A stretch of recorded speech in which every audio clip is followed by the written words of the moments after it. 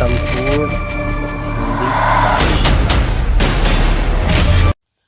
नमस्कार प्यारे बच्चों, संपूर्ण हिंदी पाठशाला में आप सभी का एक बार फिर से स्वागत है। आप सभी के माता पिता एवं गुरुजनों को प्रणाम करते हुए मैं तीर्थराम सोनी आज फिर से उपस्थित हुआ हूँ संस्कृत दर्शिका से कक्षा 11 का षष्ठा पाठः विश्ववन्द्याः कवयः लेकर, जिसका शब्दशः अनुवाद आप सभी इस वीडियो के माध्यम से पढ़ेंगे। तो आइए बिना किसी भूमिका के, बिना किसी बात के हम सीधा पाठ पर चलते हैं। शुरू करते हैं आज का पाठ। आपको आपकी पुस्तक ढूंढने की आवश्यकता नहीं है, क्योंकि यहाँ पर पुस्तक का ही भाग आपको देखने को मिलेगा। आप बस वीडियो को ध्यान से उसके शब्दशः अनुवाद के साथ देखते, समझते और पढ़ते चलें। वीडियो को आदि से अंत तक अवश्य देखें, ताकि एक एक शब्द का अर्थ एक बार में ही आपको स्पष्ट हो जाए, समझ में आ जाए। तो चलिए शुरू करते हैं आज का वीडियो।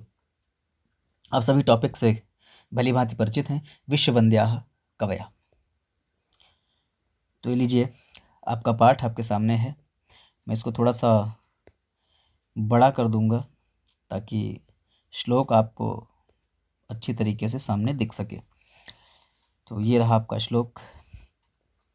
सबसे पहले विश्ववन्द्याः कवयः पाठ से वाल्मीकि, कवि वाल्मीकि की वंदना हम लोग करेंगे। कवि वाल्मीकि के विषय में पढ़ेंगे। तो किस तरीके से रचयिता, किस तरीके से कवि हमारे आदि कवि वाल्मीकि के प्रति अपनी कृतज्ञता, अपनी श्रद्धा भाव व्यक्त करता है। देखिए, पढ़ते हैं। पहले आप पढ़ना सीखिए, फिर उसका शब्दशः अनुवाद सीखेंगे, फिर अन्वय करेंगे और उसके बाद में हम अर्थ देखेंगे, अनुवाद करेंगे। परीक्षा में संदर्भ सहित अनुवाद पूछा जाएगा, तो संदर्भ आप इसका लिखोगे। प्रस्तुत श्लोक हमारी पाठ्य पुस्तक हिंदी के संस्कृत भाग में अब कौन सा पाठ है, विश्ववन्द्याः कवयः नामक शीर्षक से लिया गया है। ठीक है, अब इसके कोई रचयिता वचयिता की बात नहीं करेंगे हम यहाँ पर ये बात करेंगे कि किसके बारे में बात है। तो ये उसके बाद में लिखो, लिया गया है कि बाद में लिखोगे। ठीक है, इसमें आदि कवि वाल्मीकि के प्रति लेखक ने अपनी कृतज्ञता व्यक्त की है। ठीक है, चलिए अब आगे बढ़ते हैं। देखिए, कवीन्दु नौमि वाल्मीकिं यस्य रामायणीं कथां चंद्रिकां यु चिन्वन्ति चकोरायुः कोविदाः। पढ़ना आप देख लीजिए कैसे पढ़ते हैं हम लोग। कवीन्दु नौमि वाल्मीकिं यस्य रामायणीं कथां चंद्रिकां यु चिन्वन्ति चकोरायुः कोविदाः। तो अब देखिए, एक एक शब्द का अर्थ देखिए। कविंदु माने कवियों में चंद्रमा, नौमी माने नमस्कार, वाल्मीकि माने वाल्मीकि को, द्वितीय विभक्ति है यहाँ पर। यस्य माने जिनकी, रामायणी माने रामायण की, कथा माने कथा को। अभी शब्दों का अर्थ देखिए सिर्फ। चंद्रिकाम यू माने चंद्रिकाम, यहाँ पर तोड़ दीजिए। चंद्रिकाम को माँ इधर ले जाएंगे और यू इधर ले आएंगे, यहाँ से यू ले लेंगे। ठीक है, चंद्रिकाम माने चंद्रिका के, यू माने समान, चिन्वंती माने चुनते हैं, ग्रहण करते हैं, चकोरा माने चकोर, चकोरों के, यू माने समान, कोविदा माने विद्वान, कोविदा माने विद्वान। तो अब अन्वय करेंगे, देखिएगा किस प्रकार से इसको हम एक क्रम में रखेंगे। तो सबसे पहले हम देखते हैं कि कवीन्दु वाल्मीकिं नौमि, ये देख लीजिए। तो आप इसको नंबर 1 दे दीजिए, इसको नंबर 2 दे दीजिए, इसको नंबर 3 दे दीजिए। क्रम देखिएगा, 4, यस से 5, 6, ठीक है, 7,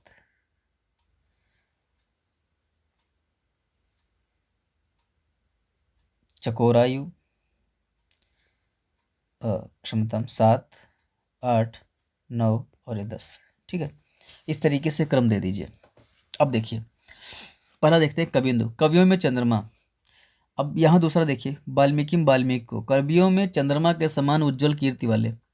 जैसे आप आकाश में देखें तो तारे तमाम रहेंगे, और उसमें सबसे उज्जवल कीर्ति अगर किसी की दिखेगी तो वो चंद्रमा रहेगा। तो जिस प्रकार से चंद्रमा में उज्जवल कीर्ति है, बाकी तारों की अपेक्षा अधिक उज्जवल है, अधिक अधिक साफ है, अधिक स्वच्छ है, ठीक उसी प्रकार से श्रेष्ठ। ठीक है, ये लिखना नहीं है उसमें, मैंने आपको समझाने के लिए कहा है कि कैसे लिखा गया है, क्या भाव है। व्याख्या नहीं करनी होती है, अनुवाद करना होता है, और शब्दशः अनुवाद ही लिखा जाता है। अनुवाद का मतलब होता है एक भाषा से दूसरे भाषा में परिवर्तित कर देना। ठीक है, कोई विशेष बात बढ़ानी नहीं है, व्याख्या नहीं करनी है, तो समझिएगा। कविंद माने कवियों में चंद्रमा, वाल्मीकि माने वाल्मीकि को, नवमी माने नमस्कार करता हूँ। कवियों में चंद्रमा, वाल्मीकि को मैं नमस्कार करता हूँ।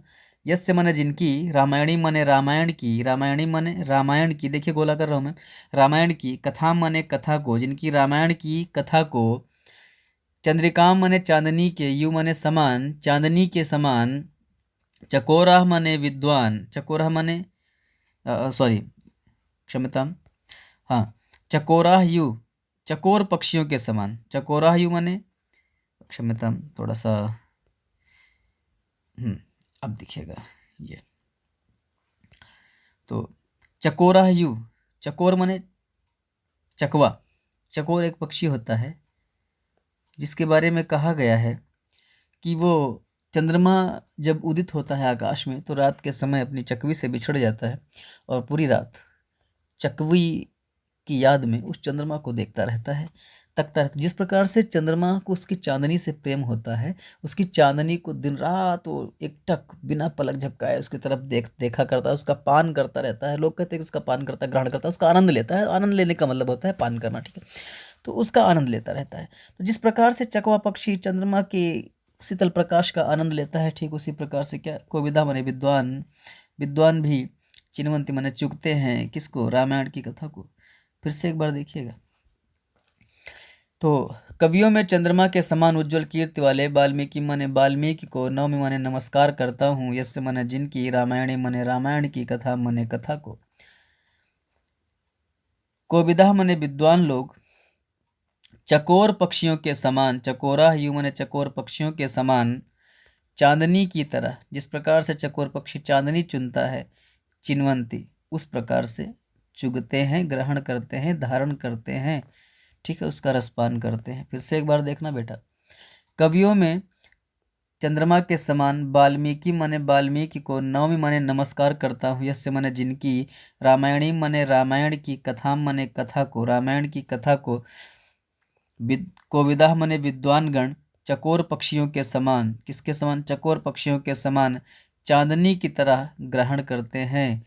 चिन्वंती माने ग्रहण करते हैं, कहने का मतलब है जिस प्रकार से चकोर पक्षी चांदनी को चुगता रहता है, ग्रहण करता रहता है, उसी प्रकार से विद्वान भी इनकी रामायण की कथा को उसी चांदनी के समान चुगते हैं, ग्रहण करते हैं, चुनते हैं। ठीक है, आशा करता हूँ आपको समझ में आ गया होगा।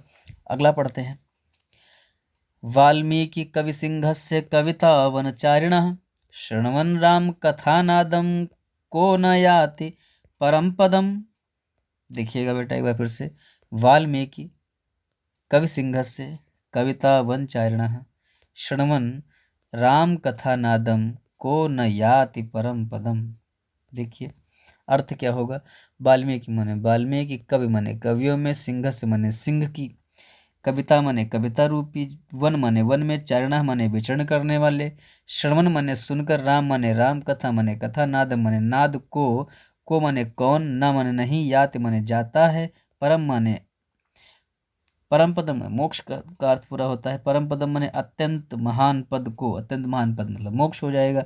ठीक है, तो अब इसका अर्थ कैसे करेंगे, अन्वय कैसे करेंगे, यहाँ देखिएगा तो यहाँ लिखा होगा कविता वनचारणा। ये शब्द जो आप देख रहे हैं इसको पकड़िए, तो कविता वन चारणा, तो कविता रूपी वन में, चारणा माने घूमने वाले, विचरण करने वाले, कविता रूपी वन में विचरण करने वाले, वाल्मीकि कवि सिंहस्य, वाल्मीकि रूपी कवियों में सिंह के समान, तो कवियों में सिंह के समान वाल्मीकि रूपी शेर की, ठीक है, या कवियों में वाल्मीकि रूपी सिंह की, क्या, राम कथा नादम, राम कथा के नाद को, श्रवण माने सुनते हुए, सुनते ही, को माने कौन, न मने नहीं, याति मने प्राप्त होता है, परम पदम मने मोक्ष को। ठीक है, तो परम पदम मने मोक्ष को। फिर से एक बार देखो बेटा अर्थ। कविता रूपी वन में विचरण करने वाले, वाल्मीकि रूपी कवियों में सिंह के, तो कवियों, इसको पहले कर लो, है ना, कवियों में सिंह के समान, कवियों में जैसे जंगल में जानवरों के बीच शेर राजा होता है, ऐसे कवियों में अगर सबसे बड़ा राजा कोई, सबसे श्रेष्ठ कोई है, महान है, या कवियों का राजा जिसको कहा जा सकता है, तो वो वाल्मीकि है। ठीक है, इस प्रकार से तो कवियों में शेर के समान वाल्मीकि के राम कथा नादम, राम कथा नादम में द्वितीय विभक्ति है, कोचिंग लग जाएगा। राम कथा नाद को, बस जो लिखा है वही अर्थ है। श्रवण माने सुनते हुए, लिख लीजिएगा अपनी कॉपी पे, अपनी किताब पे, कहीं भी। श्रवण माने सुनते हुए, को न याति, कौन नहीं जाता है, परम पदम माने मोक्ष को, अर्थात सभी को मोक्ष की प्राप्ति हो जाती है। फिर से एक बार देखो, कविता रूपी वन में विचरण करने वाले, कवियों में सिंह के समान वाल्मीकि के, राम कथा नादम, नादम माने शब्द को, ध्वनि को, श्रवण माने सुनते हुए, को माने कौन, ना यात नहीं जाता है, परम पदम, परम पदम माने मोक्ष को, कौन मोक्ष को प्राप्त नहीं होता, अर्थात सभी को मोक्ष की प्राप्ति हो जाती है। तो कविता रूपी वन में विचरण करने वाले, कवियों में सिंह के समान वाल्मीकि के राम कथा नाद को सुनकर, सुनते हुए, कौन परम पद को प्राप्त नहीं होता, याति माने प्राप्त होना, कौन परम पद को प्राप्त नहीं होता, अर्थात सभी को मोक्ष की प्राप्ति हो जाती है। आशा करता हूँ आपको ये वाला भी समझ में आ गया होगा। अब हम लोग आगे बढ़ेंगे। अगला आप देखिए, जो अगला श्लोक आपका है वो है, कूजंतम राम रामेति मधुरम मधुराक्षरम, आरूह्य कविता शाखाम वंदे वाल्मीकि कोकिलम। कैसे पढ़ेंगे? कूजंतम राम रामेति मधुरम मधुराक्षरम, आरूह्य कविता शाखाम वंदे वाल्मीकि कोकिलम। ठीक है, अनुवाद कैसे करेंगे? एक एक शब्द का अर्थ देखो। पहले मैं जैसा कहता हूँ कि शब्द सा अनुवाद कराऊंगा। कूजंतम, लाइक और शेयर नहीं रुकने चाहिए, नहीं तो फिर वीडियो बनाना बेकार है, मैं नहीं बनाऊंगा फिर। ठीक है, पढ़ रहे हो तो लाइक करना ना भूलिए, ये आपकी रिस्पॉन्सिबिलिटी, हमारी रिस्पॉन्सिबिलिटी आपको मन से पढ़ाना। ओके, तो लाइक और शेयर आपका ज़रूरी है। ठीक है, तो कूजंतम माने कूजन करने वाले, कूजते हुए। राम राम इति, तो राम राम इति माने ऐसे। मधुरम माने मधुर, है ना। अब मधुराक्षरम माने मधुर अक्षरों से युक्त। आरूही माने बैठकर, सवार होकर, चढ़कर। कविता शाखा, कविता की शाखा पर, कविता रूपी शाखा पर। बंदे माने वंदना करता हूँ। वाल्मीकि माने वाल्मीकि, कोकिलम माने कोयल को, वाल्मीकि रूपी कोयल की। ठीक है, तो ये तो था शब्दशः अनुवाद, शब्दशः अर्थ था, एक एक शब्द का अर्थ था, किस शब्द का क्या अर्थ होता है। अब इसके बाद हम बढ़ेंगे इसका अन्वय करने के लिए। तो क्या होगा, सबसे पहले हम जो पढ़ेंगे वो होगा आरूह्य कविता शाखा। तो आरूह्य माने चढ़कर, लेकिन किस पे? कविता शाखा। तो सबसे पहला नंबर आप किसको दोगे? इसको। ठीक है, कविता शाखा को। तो कविता रूपी शाखा पर, आरूह्य माने चढ़कर, बैठकर, कविता रूपी शाखा पर बैठकर। ठीक है, मधुर अक्षरम, मधुर अक्षरों से युक्त। ठीक है, राम रामेति, राम राम इस प्रकार के। मधुरम, ठीक है, इस प्रकार के शब्द का। मधुरम माने मीठा मीठा। कूजंतम माने कूजन करने वाले। समझिएगा, नंबर 1, 2, 3, ठीक है, 4, 5 और 6। समझिए, तो कविता रूपी शाखा पर बैठकर, आरोही माने बैठकर। मधुर अक्षरम, मधुर अक्षरों से युक्त, सुंदर अक्षरों से युक्त। राम राम इस प्रकार के शब्द का। मधुरम माने मीठा मीठा। कूजंतम माने कूजन करने वाले। कितना इजी है देखिए, कूजन करने वाले। वाल्मीकि कोकिलम, वाल्मीकि रूपी कोयल की। वंदे माने वंदना करता हूँ, वाल्मीकि रूपी कोयल की मैं वंदना करता हूँ। बहुत आसान है।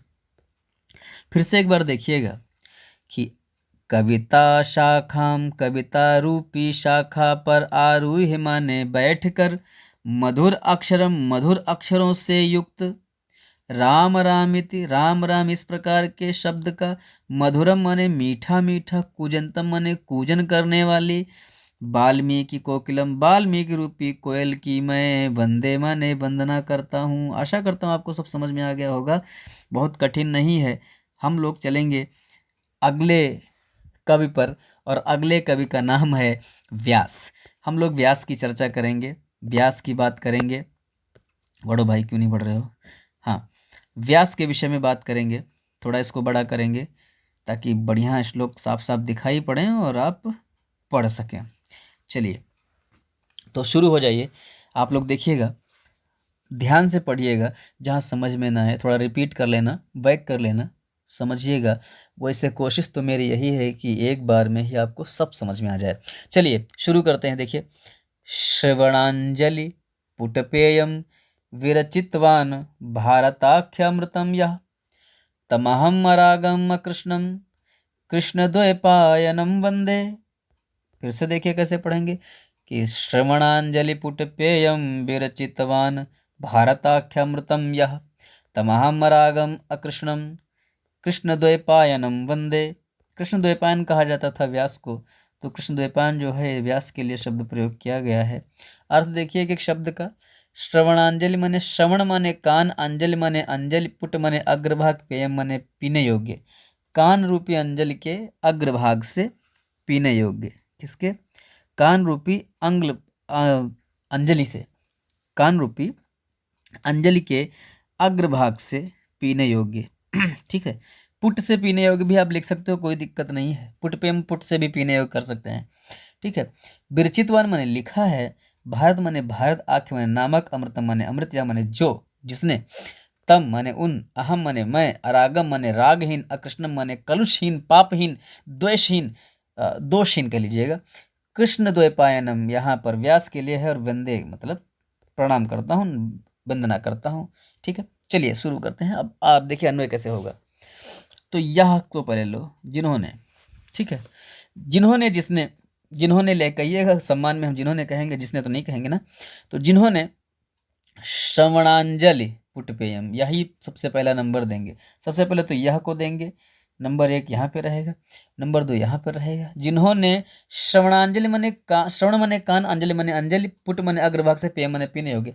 जिन्होंने कान रूपी अंजलि के अग्रभाग से, श्रवणांजलि लिखा है कान रूपी अंजलि, पुट पेय मने पुट से पीने योग्य। ठीक है, भारत माने महाभारत, आख्य माने नामक, अमृतम माने अमृत की। महाभारत नामक, नाम आख्य माने नामक होगा भैया, आख्य माने नामक होगा, अमृतम माने अमृत की, विरचितवान माने रचना की है, विरचितवान माने रचना की है। तो क्या होगा? जिन्होंने कान रूपी अंजलि के पुट से पीने योग्य महाभारत नामक अमृत की रचना की है। तब माने उन, अरागम रागहीन, बैरागी, आकृष्णम, आकृष्णम माने पापहीन, पाप रहित, अहम माने मैं, अब किसको? द्वैपायनम, कृष्ण द्वैपायन माने व्यास को, अहम माने मैं, वंदे माने वंदना करता हूँ। बस हो गया, समाप्त। कितनी अच्छी बात, कितना आसान है, कितना इजी है। देखिए कि जिन्होंने श्रवण अंजलि पुट पेयम, कान रूपी अंजलि के अग्रभाग से, पेयम माने पीने योग्य, भारत आख्य अमृतम, भारत नामक, अमृतम माने अमृत की, तो भारत नामक माने महाभारत नामक अमृत की, विरचित माने रचना की है, उन माने ऐसे या उन, तब माने उन। ठीक है, अरागम माने रागहीन, अकृष्णम माने कालिमाहीन, कलुषहीन, मैलहीन, पापहीन, दोषहीन। ठीक है, तो दोषहीन लिख लीजिए, पापहीन लिख लीजिए, कोई भी शब्द लिख सकते हैं आप। उन रागहीन, पाप रहित, कृष्ण द्वैपायनम माने व्यास की, अहम माने मैं, यहाँ देखिए अहम लिखा है, ये देखिए अहम माने मैं, वंदे माने वंदना करता हूँ। तो क्या होगा? जिन्होंने कान रूपी अंजलि के अग्रभाग से पीने योग्य महाभारत नामक अमृत की रचना की है, उन रागहीन, द्वेषहीन, पापहीन, कृष्ण द्वैपायन अर्थात व्यास की अहम मने मैं वंदे मने वंदना करता हूँ। अगला श्लोक देखिएगा कि नमः सर्वविदे तस्मै व्यासाय कविवेद से चक्रे पुण्यम सरस्वत्या यो वर्षम यो भारतम। ऐसे ही पढ़ा जाएगा, नमः सर्वविदे तस्मै व्यासाय कविवेद से चक्रे पुण्यम सरस्वत्या यो वर्षम यो भारतम। देखिएगा यहाँ पर जो पुण्यम शब्द लिखा है ये पवित्र भी होता है, पुण्य भी होता है, ठीक है। देखिए, तो नमः माने नमस्कार है, सर्वविदे माने सब कुछ जानने वाले, सर्वज्ञ तस्मै माने उन, व्यासाय माने व्यास को, कवि वेद से जो कवियों में ब्रह्मा के समान है, चक्रे माने किया है, पुण्यम माने पुण्य, सरस्वत्या माने सरस्वती के द्वारा, यो माने जिन्होंने, वर्षम यु माने वर्ष के समान, भारतम माने भारत, तो भारतवर्ष के समान भारत को, किस भारत को? महाभारत को, ठीक है। चलिए, यहाँ पर थोड़ा सा आपको समझना रहेगा, जो भारत शब्द का प्रयोग किया गया ये भारत देश के लिए भी है, और भारतवर्ष जो वर्ष लिखा है ना इसका मतलब वो भारतवर्ष, और ये महाभारत के लिए भी शब्द प्रयोग किया गया है। तो हम लोग अर्थ निकालते हैं इसका, देखिए कैसे निकालेंगे। तो कहाँ से शुरू करें, अब देखना पड़ेगा। तो सर्वविदे, सर्वज्ञ, ठीक है, किस सर्वज्ञ? तस्मै माने उन, है ना, उन सर्वज्ञ, कौन सर्वज्ञ? कवि वेद से कवियों में ब्रह्मा के समान व्यासाय, व्यास को। देखिएगा, उन सर्वज्ञ कवियों में ब्रह्मा के समान व्यास को, तो क्या होगा? कवियों में ब्रह्मा के समान उन सर्वज्ञ व्यास को नमः माने नमस्कार है, ऐसे लिखेंगे। सबसे पहला नंबर इसको ले देंगे, 1 2 3 4 5, ठीक है। तो उन कवियों में ब्रह्मा के समान, ठीक, कवियों में ब्रह्मा के समान उन सर्वविदे माने सब कुछ जानने वाले व्यास को नमः माने नमस्कार है, जिन्होंने, यो माने जिन्होंने, जिन्होंने सरस्वती, अपनी सरस्वती के द्वारा, सरस्वती नदी के समान, भारतवर्षम यु, भारतवर्ष के समान, किसके समान? भारतवर्ष के समान, चक्रे पुण्यम, पुण्यम माने पवित्र किया है, ये अर्थ निकालेंगे। तो जिस प्रकार से सरस्वती नदी के द्वारा ब्रह्मा ने भारतवर्ष को पवित्र किया है, ऐसे ही उन्होंने अपनी पवित्र वाणी के द्वारा, पुण्य वाणी के द्वारा, सरस्वती माने सरस्वती के द्वारा, वर्षम यु भारतम, महाभारत को, चक्रे माने किया है, क्या किया है? पुण्यम, पवित्र किया है, ठीक है। फिर से एक बार देखिए कि कवियों में ब्रह्मा के समान उन सर्वज्ञ व्यास जी को नमः माने नमस्कार है, जिन्होंने, जिन्होंने, ठीक है, पुण्य सरस्वती के समान, पुण्य सरस्वती के द्वारा, वर्षम यु भारतम, भारतवर्ष के समान, महाभारत को, चक्रे माने किया है, क्या किया है? पुण्य माने पवित्र, ठीक है, पवित्र किया है। फिर से देखो, कवियों में ब्रह्मा के समान उन सर्वज्ञ व्यास को नमस्कार है, जिन्होंने सरस्वती के द्वारा, सरस्वती से, ठीक है, सरस्वती नदी से भारतवर्ष के समान, जिस प्रकार से सरस्वती नदी के द्वारा भारतवर्ष को पवित्र किया है, उसी प्रकार अपनी सरस्वती अर्थात वाणी के द्वारा महाभारत को पुण्यम चक्रे पवित्र किया है, पुण्यम चक्रे पवित्र किया है, ठीक है। अगला पढ़ेंगे बेटा, अगला देखो, फिर से देख लेना भैया, अगर समझ में ना आए फिर से एक बार देख लो इसको, ठीक है। कवियों में ब्रह्मा के समान उन सर्वज्ञ व्यास को नमस्कार है, जिन्होंने सरस्वती नदी से, है ना, भारतवर्ष के समान अपनी वाणी के द्वारा महाभारत को पुण्यम चक्रे पवित्र किया है। फिर से देखो एक बार, सॉरी, अब आगे बढ़ते हैं, तो हो गया होगा। नमोस्तुते व्यास विशाल बुद्धे फुल्लारविंदायत पत्र नेत्र येन त्वया भारत तैलपूर्णा प्रज्वलितो ज्ञानमयः प्रदीपः। कैसे पढ़ेंगे? अनुवाद देखिएगा। नमोस्ते मने नमस्कार है, ते मने तुमको, व्यासाय मने व्यास, विशाल मने विशाल, बुद्धे मने बुद्धि वाले, फुल्ल मने खिले हुए, अरविंद मने कमल, आयत मने चौड़े, पत्र मने पत्ते के, नेत्र मने नेत्र वाले, एन मने जिनसे, त्वया मने तुम्हारे द्वारा, भारत मने महाभारत रूपी, तैल मने तेल से, पूर्णः मने परिपूर्ण, प्रज्वलितो मने जलाया गया है, ज्ञानमया मने ज्ञानमय, प्रदीपा मने दीपक, ज्ञानमय दीपक जलाया गया है। कैसे अनुवाद देखिए कि क्या तुम्हें किसको, तुम्हें व्यास के लिए कहा गया है कि तुमको, व्यासाय मने व्यास, व्यास जी तुमको विशाल बुद्धि है। कौन? विशाल बुद्धि वाले व्यास जी, विशाल जिनकी बुद्धि। कैसे?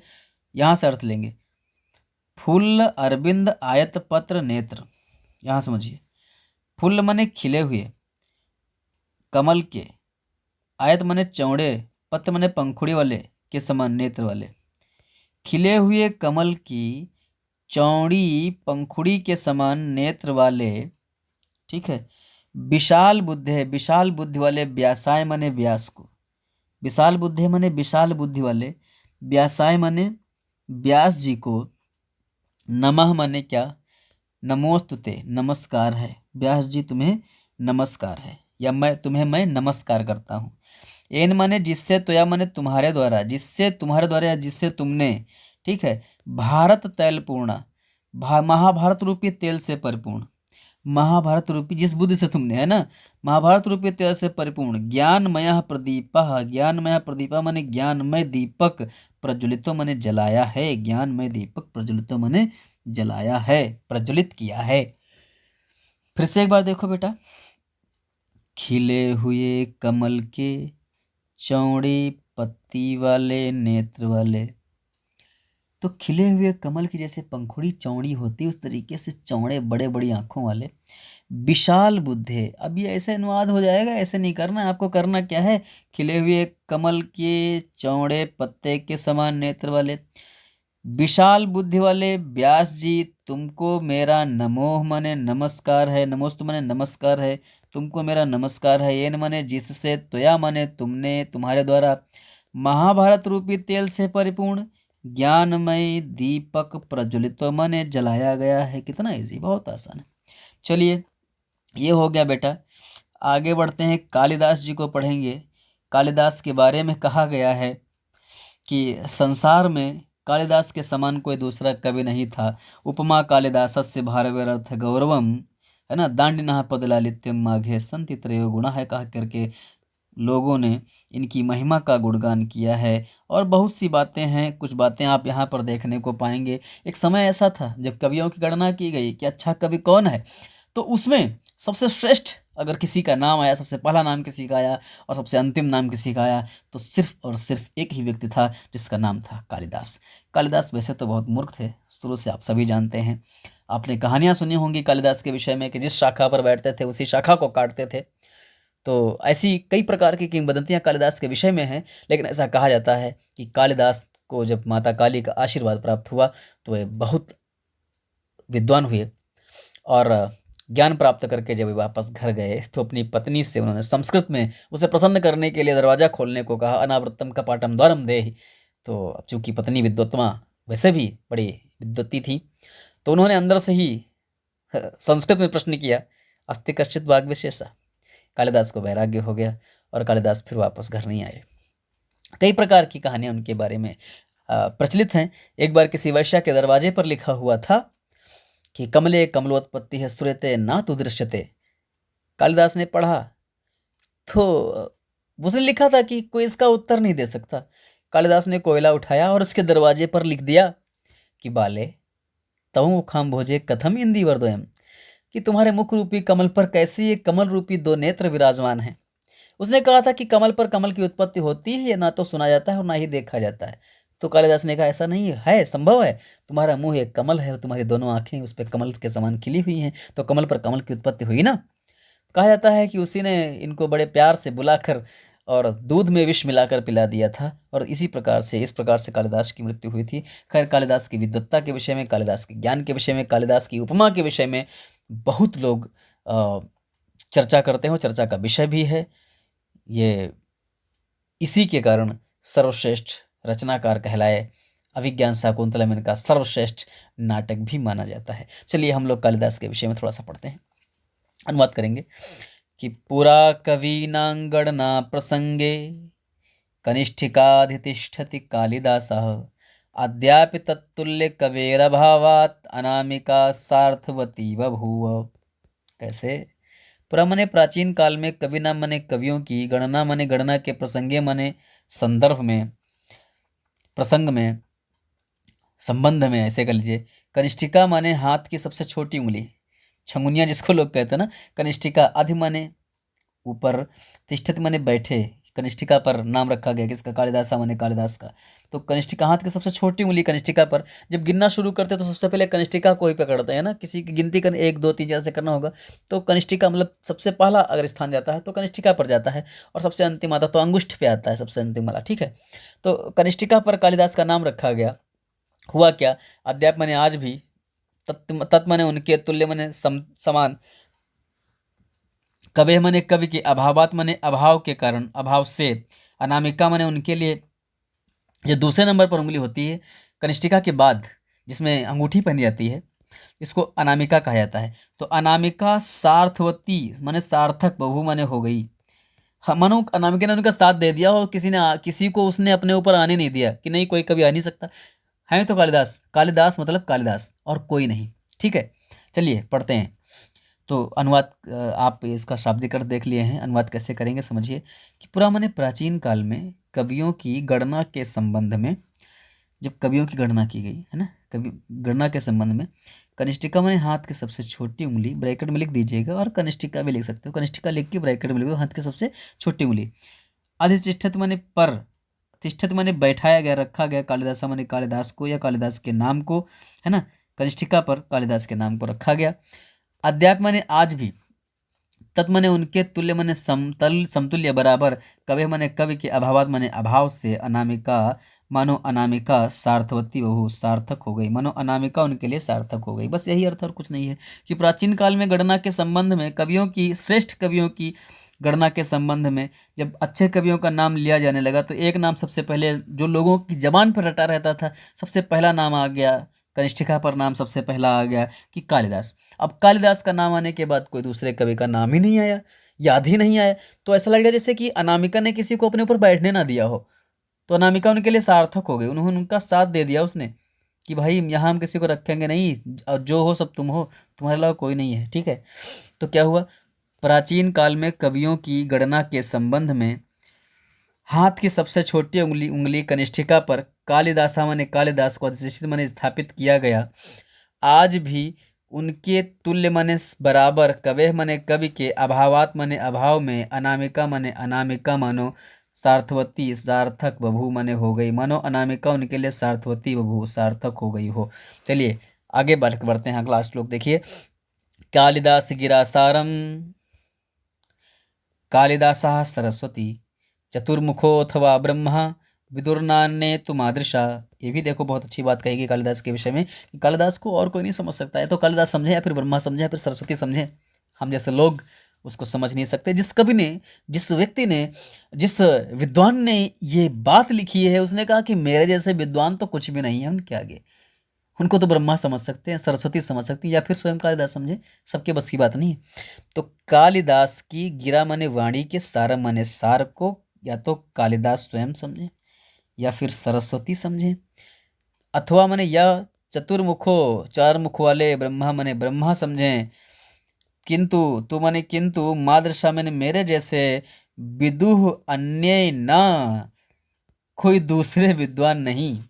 देखिए अर्थ एक बार फिर से देखिएगा कि कालिदास, कालिदास की गिरा माने वाणी के, सार माने निचोड़ को, है ना, उसके अर्थ को या तो स्वयं कालिदास समझे या माता सरस्वती, अथवा 4 मुखों वाले ब्रह्मा समझ सकते हैं। किंतु मादृशा माने मेरे जैसे, अन्य माने दूसरे, विदु माने विद्वान, ना माने नहीं, मेरे जैसे दूसरे विद्वान उसको नहीं समझ सकते। फिर से एक बार देखना, कालिदास की वाणी के सार को स्वयं कालिदास, माता सरस्वती या 4 मुखों वाले ब्रह्मा समझ सकते हैं। किंतु मादृशा मेरे जैसे, विदु माने विद्वान, ना माने नहीं, अन्य माने दूसरे, मेरे जैसे अन्य विद्वान नहीं। अगला देखते हैं, पढ़ते हैं कि निर्गतासु नवाकस्य कालिदासस्य सूक्तिषु प्रीति मधुर सांद्रांशु मंजरीषु जायते, मंजरीषु इव जायते, मंजरीषु इव जायते। अब देखिए ये जो मंजरीषु शब्द का प्रयोग किया गया है, इसके लिए ये विशेषण प्रयोग किया गया। प्रीति मधुर सांद्रांशु जो है विशेषण पद प्रयोग किया गया है, ठीक है, मंजरीषु के लिए। यु माने के समान, जायते माने उत्पन्न होता है। क्या उत्पन्न होता है आगे देखिए। निर्गतास माने निकली हुई, ना माने नहीं, क्वा माने अथवा, कस्य माने किस, कालिदास माने कालिदास की, सूक्तिस माने सूक्तियों में, प्रीति मधुर। तो प्रीति माने क्या होता है भैया? प्रीति का अर्थ क्या हो जाएगा? प्रीति का अर्थ होगा रस, आनंद, है ना। मधुर माने मधुर। सांद्रांशु क्या होता है? सघन। सांद्रांश माने, सांद्र माने क्या होता है? सघन, घना, लबलबा सा, है ना, एकदम चिपका चिपचिपा सा। सांद्र माने घना, चिपचिपा होगा तो घना होगा ना। तो मंजरी, मंजरियों के समान। मंजरियों में जो एक साइड टाइप चिपकता रहता है ना, गिरता रहता है, वो थोड़ा सांद्र होता है। सांद्र माने टाइट टाइट टाइप, गीला गीला टाइप होता है ना। तो जायते में उत्पन्न होता है। अब देखिए क्या अर्थ होगा। कालिदास, यहाँ से अर्थ लो। कालिदास की कस्य किस सूक्ति माने सूक्तियों में, कालिदास की किन सूक्तियों में, ठीक है। निर्गतासु नव, नहीं निकलता है, ठीक है। क्या नहीं निकलता है? निर्गतासु माने निकलने पर, नव नहीं, ठीक है। कस्य माने किसको, निकलने पर। कालिदास की सूक्तियों में अब क्या निकलने पर, यह भी देखिएगा। प्रीति मधुर, है ना।